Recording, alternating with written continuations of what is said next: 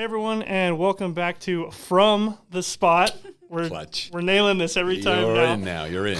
We got, as usual, Jim Thomas, head coach of Boise State Soccer, joining us today. Special guest, we got Jayla Land. Hello, everyone. Our first student athlete to make an appearance on this edition of From the Spot. So, Jayla, let's start with you. Excited to have you here. Going into your last season here at Boise State. Boo. I know. Maybe a sixth. Who knows? Maybe. But exciting times, and the opportunity that you have to play collegiate soccer and have opportunities like this, sit on a podcast and hang out with your head coach. Yay. 1 more hour with me. Aren't you so excited? I am so excited. So just what's the experience been like for you? Well, I love Boise State. It's been awesome. I transferred here the spring of my sophomore year, so it's literally been nothing but uphill from where I came from. I loved my team at Washington State, but coming to Boise was just the best decision I could have made.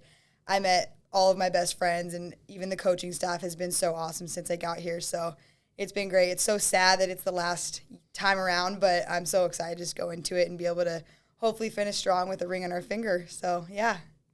And Jim, for you, you, as Jayla said, she came here. You brought her in from Washington State. What was the process like for you, for the coaching staff, to evaluate a player of her caliber coming out of the Pac-12 and kind of make the decision to pull the plug and get her in here? Yeah, we've known Jayla for a long time.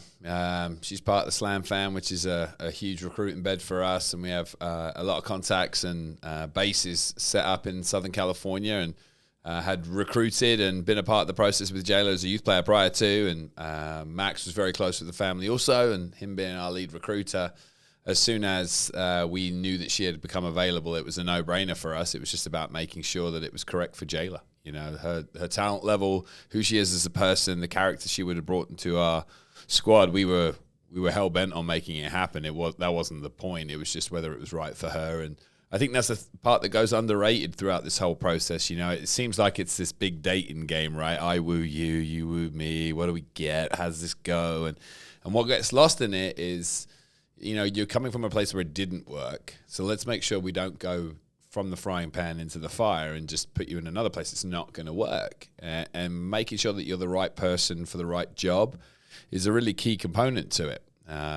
So the process for us is just making sure we're right for Jayla. We want to do right by the players coming here, and that's a little bit of a process. And frankly, it's got a lot less to do with myself, Max, Liz, Grace, than it does allowing players that are currently on the squad to spend time with Jayla, and Jayla spend time with them, and they say, okay, we can be pals. We can do this thing, and this is going to be fun. And once you get that connection socially, I think the rest of it starts to become easy. Her talent level and experience was never the question. It was just, is this the right fit? And I think as we look back on it now, it's been a few years now, right? I know. It's crazy. As we look back on it now, I think the thing that I didn't know as well was who she was sort of day to day.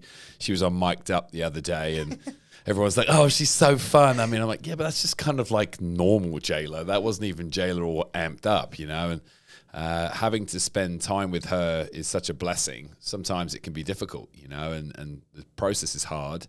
So when you have people with her kind of personality around, it really makes the grind in January fun, makes the perspective after a spring good. You're really hearing from her, and then going into a season like this where we have so much expectation. A wonderful year last year, right on the precipice, super unfortunate at the end, bring back virtually everything. A couple of faces we're really going to miss, but, we really feel like the talent level is overall improved. And you need people like Jayla with her personality and who she is as a person, kind of helping you through all of that.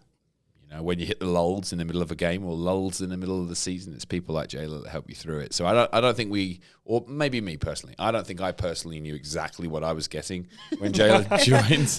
Thankfully, it's good, but it's been a blast. She gives me as much mess as I give her, and it's really good banter, and I enjoy that greatly. Yeah, and as somebody who went to 4 schools in 4 years, I know what you're talking about in terms of the fit. And you got to make sure it's right for you. No one could handle you, could they, Leonard? You were just this raw kind of. Too much. When you quit playing, quit baseball, went to another school wasn't fit. It just happens. you got to find your place. And like you said, you kind of found your home here, Jayla, and you mentioned the mic'd up segment that you guys had. Yeah. If anybody hasn't seen that, it's on Boise State Soccer Social to watch it. I know that there's a bit of competition because Max Weber did it last year. Yeah. And I know he claims to say that his was better than yours, Jayla. It went viral, got more views, got more likes, whatever. What's the clash there between you two? I mean, Which one between you two? It's like a daily deal. Like, what are these two going to get into today? Yeah, You know? me and Max tend to get after it pretty often, but all I'm saying, if we're going on the stats, mine has more views, Weber. So Numbers don't lie, Jayla. numbers do not lie. He knows so this. I He's know. the stat guy. Exactly. He should be the one that knows that numbers are not going to lie, but I think he's just kind of in denial that I might be funnier than him, and that's okay. He's still got jokes, but numbers don't lie. So sorry, Max. Hard to argue with the Stone Cold Exactly. facts. And so, yeah, like I said, for anybody who hasn't seen that, they should definitely go check it out. I know it's on your guys' social media pages. You guys also, over the weekend, got a victory on Friday night against Portland State. First one of the season, first home match. You're going into another home match this week. But I guess let's go back through last week, getting ready to play. Season opener, crowd's electric. Yeah. Under the lights. It was electric, wasn't it? I Yeah. mean, it was so fun. 2-1 victory for you guys. What was, how did Friday go on your side? Yeah. And how does it feel to be here going into another match week with the season in full bore pretty much? Yeah, I think we're still kind of ramping up. You don't want to win a championship in August, right? If you're in that place, then where do you go when October comes around? And invariably you end up burning out. So to slowly allow this thing to boil, to simmer first and then boil, is really the trick. You can push too hard too soon. But there are some things that we really need to get tidied up. And you don't know what they truly are until you see somebody else try and solve your problems on the fly. And likewise, you don't know whether you're capable of solving their problems on the fly fully. Is it good enough? Can it offer you areas of growth? And that's really our trick right now. You hear it all around the office and all around the training pitch at the moment. You've got to win learning, or learn while you win. And we did a really, really wonderful job of that. The reality is I don't think I've ever played 23 players before in a match, and we play 23 players. There's no way those 23 are going to be in sync. You're constantly changing systems or relationships to give people an opportunity to get a look at them in live reps and against a live opponent. So there's a certain amount of predictable lack of synchronicity. And you created it. I created it as the head coach. There's certainly some things within that, though, that we can, with established players and established relationships, expect a little bit more of. So this week's a little bit more of, okay, are there any more? And there are. I mean, we played 23 players. I said to the team today, we played 23 players in the game, and there are at least 4 players that were available for selection that we did not play. And Jayla's coming back from an injury. So there's 5. There's 2 kids that were starters and played every minute. They're not available this season. And another that would have come off the bench and was in the top 16. So there's so much talent here that if you're going to recruit that well and create a squad like this, the last thing you need to do is sit them all on the bench and never know how good they are. So at the moment, we're really going through that process and trying to be diligent on it, giving people an opportunity. Does that change their reps and who they play with in training? And then subsequently give them another shot in a game coming up. And that's really where we're at. We have to look at some of these other players. You can't leave a kid like Oakley Anderson on the bench. She's far too talented, has done far too well in camp, and needs a look. And the goal is to get her into the game on Friday. When and how, I don't know. Then you've got a slew of players like that. Then you've got players that have been grinding away for years, and they're coming good. Grace Summers was absolutely superb in the game.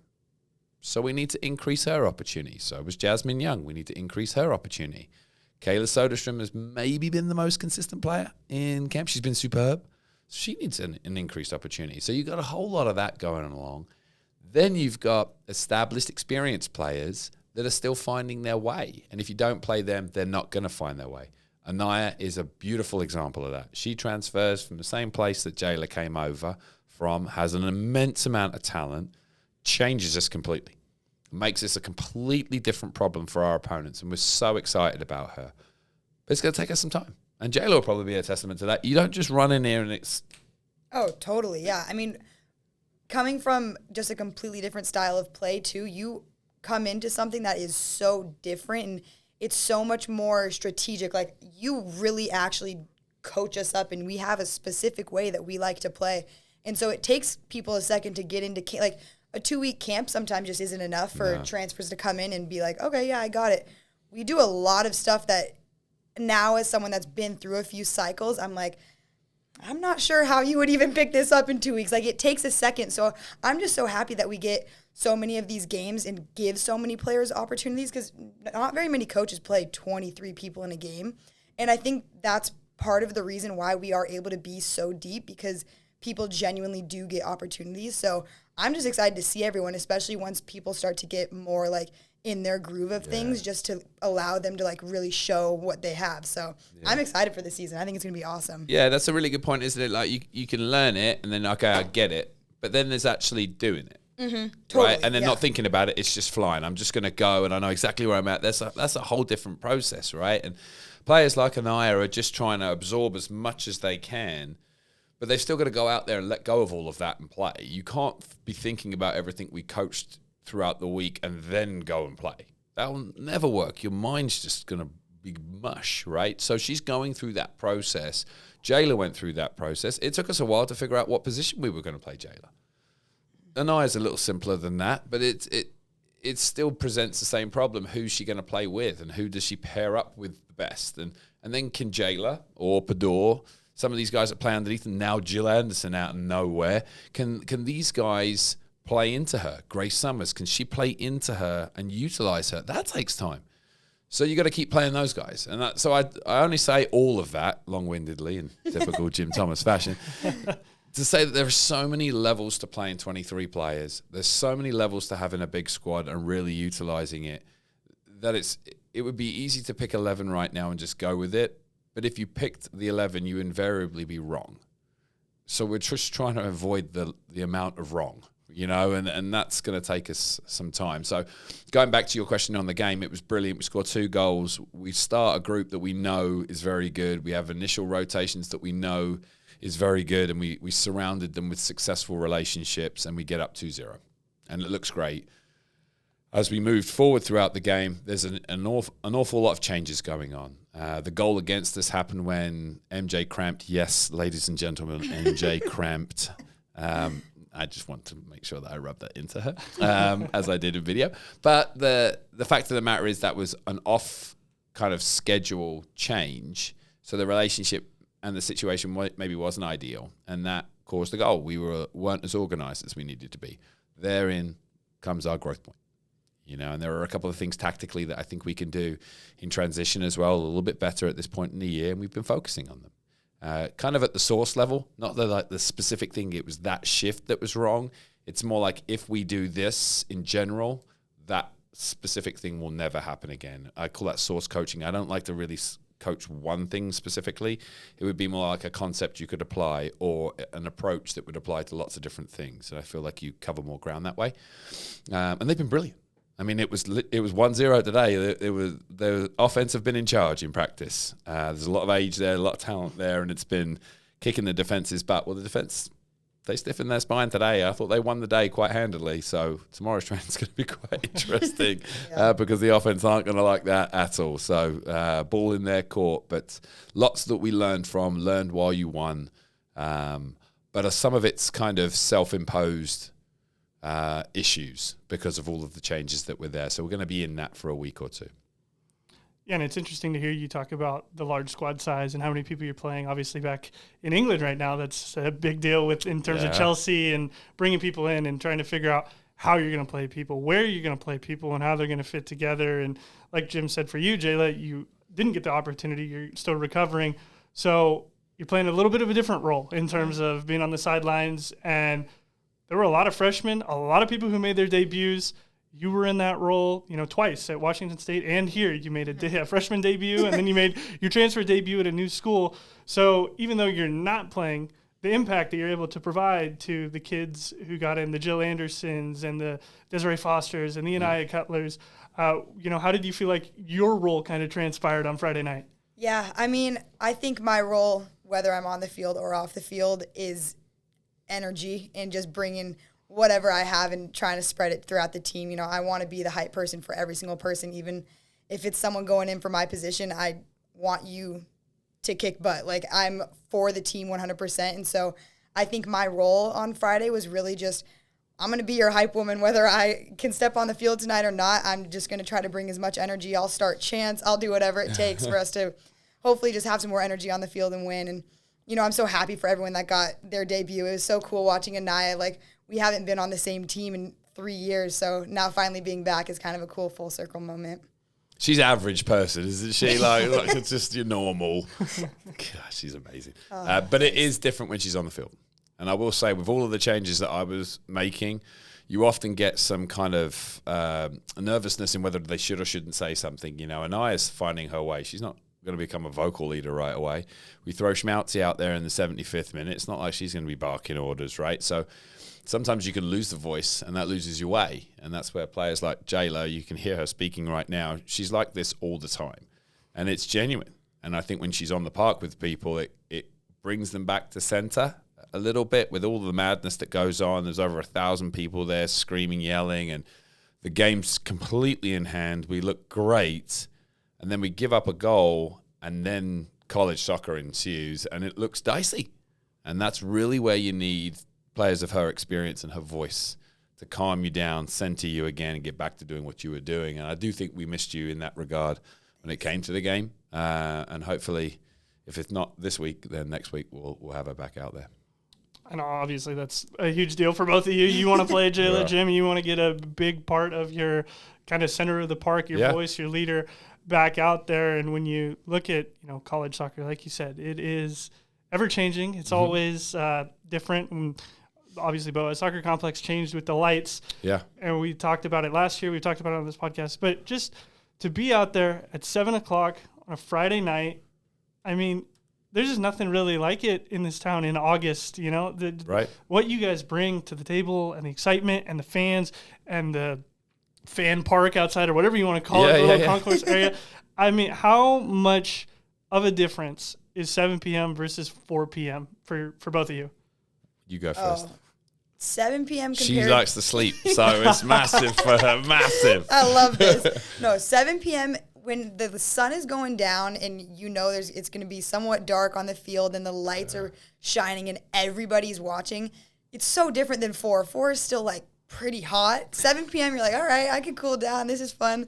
And it's just a completely different vibe. Having those lights has changed, I feel like, even the way we play. We come out there, music is playing, or when we score and the lights flicker. You could never do that at 4 p.m. and be like, well, what are we doing? Right. But, yeah, having the lights has been so awesome, and it just makes the environment so much more fun. Yeah, I think there's an interesting part as well.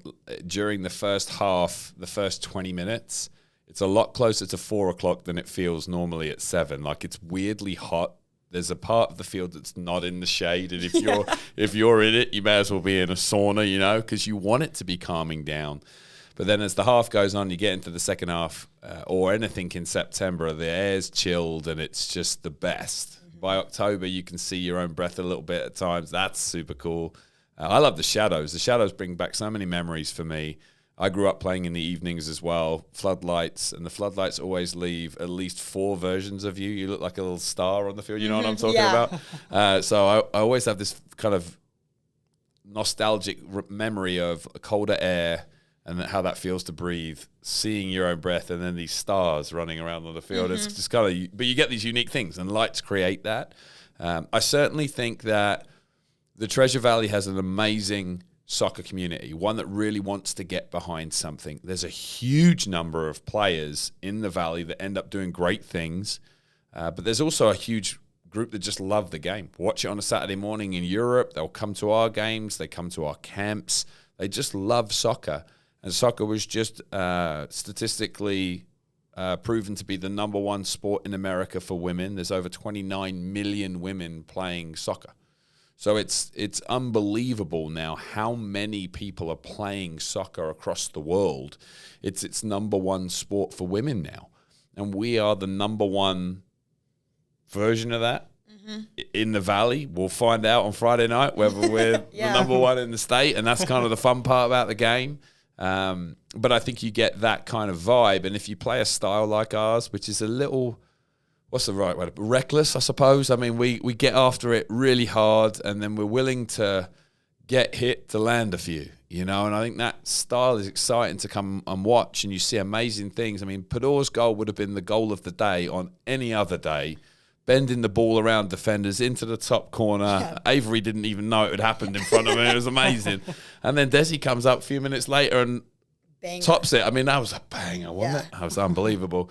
I'm excited to see where's the next goal coming from. What's that going to look like, And I think our fans feel the same. So, you put a little food truck out there, get some extra concessions going. Everyone can have a little drink beforehand as well and enjoy the moment like a real tailgate. And then they come and see that kind of a product. It's exciting. So hopefully more will come out. Let's keep breaking records. We're 1,000. Let's hit 1,200 on Friday. In-state rivalry should be really good crowd there for that as well. And it'll be a massive challenge. They're off to an amazing start and play a funky system that's going to offer us some soccer IQ points if we can get over it. So I'm just excited to roll us back out again and see what we learned. And before we get into previewing Idaho State, first of all, 2 absolute bangers, worldies for sure on Friday. The first one, Podor, I thought she just ran into Avery. I couldn't tell from my angle. It looked like they just ran into each other and the ball popped into the net. Yeah. But when you watch it back, that was lovely stuff from Podor. And then I want to go further back because we got J-Law on here. Your first year, your freshman year in school was 2020. Yeah. During COVID. Man, you're old. I know, 2020. So, obviously, that happened at a different place. You were in Pullman at that time. Mm-hmm. But I want to get both of your perspectives on the 2020 season because as a player, as a first-year player, and then as a coach who'd been doing this for 8 years, so to start with you, Jayla, what was 2020 like to be a freshman coming into that environment? Yeah, it was crazy. Our report date just kept getting pushed back, and so my family was going to drive my car up. And if we wanted to be able to get to Pullman without having to quarantine for 2 weeks, we would have to make the 19-hour drive straight without any stops anywhere. So my parents and we got in the car and we drove for 18 hours, and it was pretty That's not crazy. Surprising for them, though. Those guys are so diehard. Oh, they're troopers for sure. Yeah, they will do whatever it takes. But, so then we got to Washington, and we didn't ever live in the dorm, so I immediately lived in an apartment. So right away, it's just completely different than any other freshman experience. But, I feel like I don't know it any other way. So to me, that was just my freshman year. But it was a trip just kind of never knowing when things were going to happen. One of my friends got quarantined 6 different times. So she ended up being quarantined for a month and a half at the end of it. And it was just, you just really never knew it was going to happen. But we made it out, and I feel like we're better for it. It was a crazy time, but also I think it really just put in perspective when we get to travel and we get to go on these away trips and enjoy each other instead of just, being locked in a hotel room. It makes everything just that much more fun. I feel so lucky to have gotten the real experience now afterwards. But, it was pretty crazy going into it my freshman year and just kind of never really having a real experience. And then the next year we were like, oh, this is what it's supposed to be like. But yeah. Yeah, it's interesting. I mean, I could reiterate what she said, but the different perspective I think would be that when you remember that time, there was so much uncertainty in the world, and it was global. And I think sometimes you see, regional uncertainty, and that can have ripple effects across the world, right? But that's not what this was. This was a global uncertainty. So, as a leader of young people at that point, that's where I went. And I think people forget how this all went down because you think about March of 2020, right? But our season's supposed to start in August. So this thing has had 5 months to pick up steam. It's really like breaking January, February, really became a thing in March that, okay, pandemic, what do we do? And then we didn't really know. So we get into players arriving on campus or people coming back for their 5th year. And we didn't know how any of this was going to go down. We were literally sitting in isolation chairs. We had to have all the chairs certain distance apart to be able to be in the same space in Boaz, inside the tennis arena, to inform them that their season had been cancelled. And that was in August. So they were in for camp. And what people forget is that actually ended people's careers. But it wasn't about eligibility. They had no school left. So they're coming back for their 5th year. They've already done the delay or added the course. So now they complete the course. They can't get eligible again, even though they have the athletic year. There was nothing academically for them to do. So there were some players like Ashley Harrison and Michaela Schachtal that were due to be in on that 2020 season that would have completely changed the outlook for us of what our squad looked like. It was unbelievable. And then there's so that you're dealing with young people and doubts, and you're dealing with disappointment and the end of careers in an untimely fashion. You have to find a way to engage them. And as awkward as it was, we met once a week virtually, sometimes more than that. We had tasks and things to do. I presented something informationally all the time just to keep them engaged, just to let them know that they were still a part of something. There was nothing we could really do with it.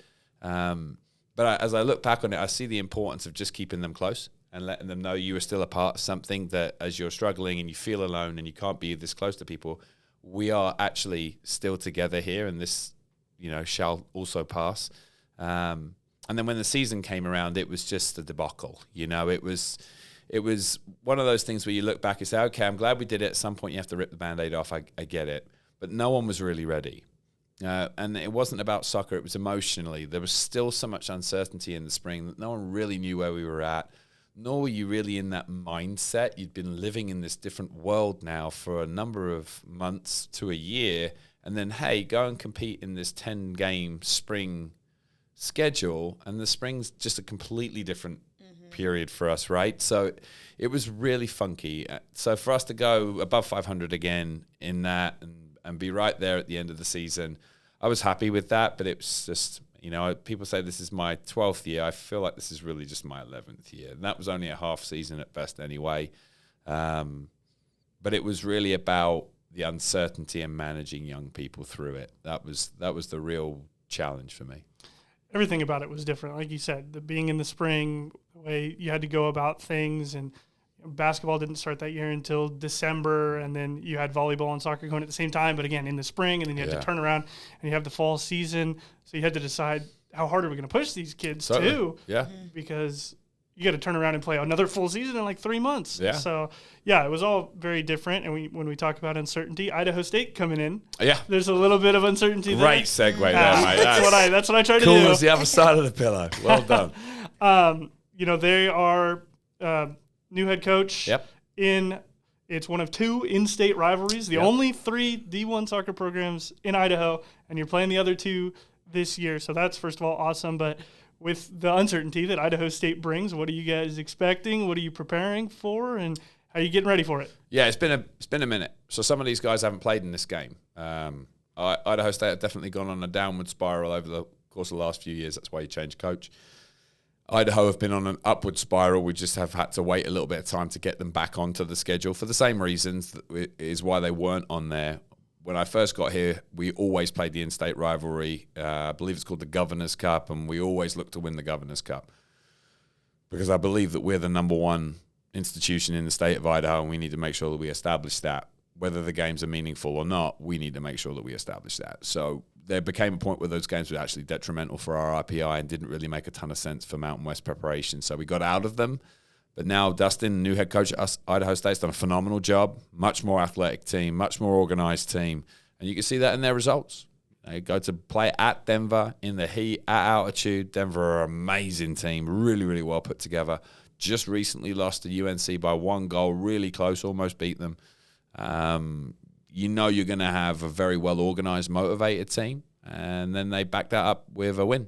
They actually beat Denver 1-0 and tied Colorado State. And Colorado State are obviously one of the top teams in our conference. So we know what we're going to get. We're going to get really, really hard, comparable to a Mountain West level game in a comparable style. And so far they've looked like they've been in a pretty specific system. Nothing's that solid this time of the year. Look at us. We play 2 systems. I don't know which one we're going to start yet. So nothing's really set in stone. But I think we have a good idea of what they're going to do. But you add in the fact that it's an in-state rivalry and we haven't played this game for a little bit, the emotions will be heightened. It will be an absolute bloodbath out there. And if you're not ready roll up your sleeves and go to work. If you're expecting this to be some kind of, oil painting, it's not. It's going to be down and dirty. Get your fingers dirty in the mud and really grind the result out. But the Mountain West can go that way. So it's important that we start preparing for that as well. But they'll be very, very good. They've got a really organised back line. They like to play out the back. They're athletic across the back line. They typically play with 3 centre-backs as well, which is going to be challenging. And they've got some pace. Tambry Bell's sister plays for them, so there's some kind of in-family rivalries going on there as well, some subplots. And I think all of that just adds to the pressure and adds to the moment. And that will be really good for us to use that game to prepare for what we'll see come mid-September. Absolutely. Yeah. And for Jayla, for you, hearing Jim talk about the scouting and what he's prepared to see, how does that trickle down to you guys as players with what Jim, what Liz and Max do? How do what they do on the front foot to watch these guys, get the film, scout them, give you the reports, how does that translate to what you guys know going into a game on a match week? Yeah, well, like he said, they could play a little bit of a different formation than we're used to, so that's been a big learning point so far this week, just kind of making sure that if they do come out in that we're ready. But at the end of the day, like, our team loves to compete, and no matter who it is, we're going to go out there and get down and dirty. We're going to do whatever it takes to win. Dirty. But yeah, I mean, they put in so much work to make sure that we're the most prepared that we can be. So right now we're all just kind of trying to take all of that information in. And then when the game day comes, we're going to just kind of do us. One thing about us is we are going to bring the energy and we're going to fight till the end.